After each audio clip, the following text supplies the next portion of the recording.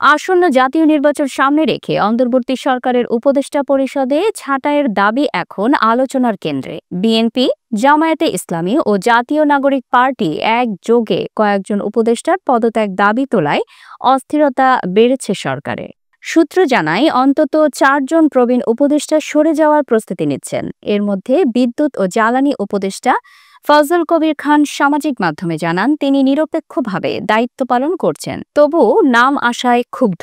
তিনি প্রস্তাব দেন নির্বাচনের পর কেউ যাতে লাভজনক পদ না নিতে পারেন সেই বিষয়ে অধ্যাদেশ জারি করলে সমস্যার সমাধান হতে পারে।